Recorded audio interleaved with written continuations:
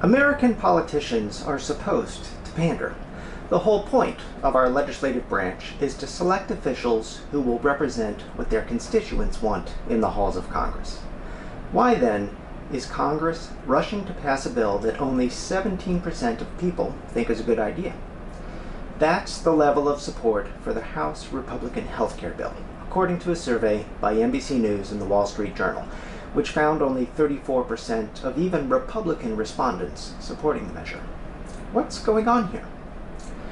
Part of the problem may just be delayed response.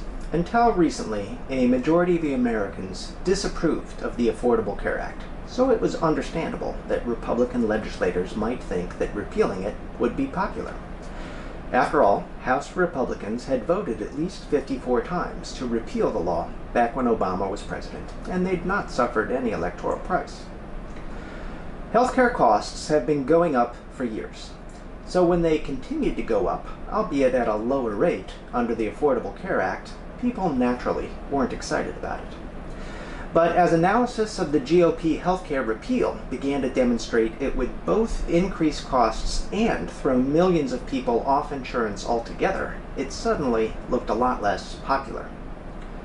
But politicians like Senator Mitch McConnell are experts at reading polls.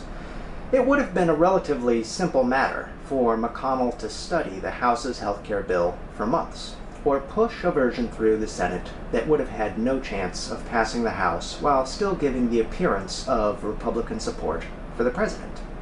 Instead, McConnell seems to be going to great lengths to actually pass a bill that will be widely hated with voters. I can think of 3 possible reasons why McConnell would work so hard to do something so unpopular. The first would be that congressional Republicans are simply afraid of Donald Trump, who, after all, threatened primary campaigns against House Tea Party members that opposed his repeal. But if this were the case, McConnell would be waiting to move the bill until Trump gets weaker due to the Russian scandal and the daily missteps of the White House, or he'd pass a phony bill that he knows will never become law. McConnell is instead acting like a man who wants to repeal Obamacare in spite of Trump's current liabilities, not because of Trump, who is quite helpfully providing a huge distraction from what is actually going on in Congress. A second possible reason for McConnell's determination would be lingering hatred of anything associated with President Obama. Call it racism, jealousy, or just plain pettiness, but McConnell does have a track record of trying to stop any idea simply because it was associated with Barack Obama. While I don't discount these as reasons, I doubt that Mitch McConnell would risk control of Congress just to settle an old score. My guess is that the real reason is money. Lots and lots of money. The 13 senators who drafted McConnell's bill to repeal healthcare coverage received an average of $214,000 from health insurance and pharmaceutical industries over the past 6 years, according to MapLight.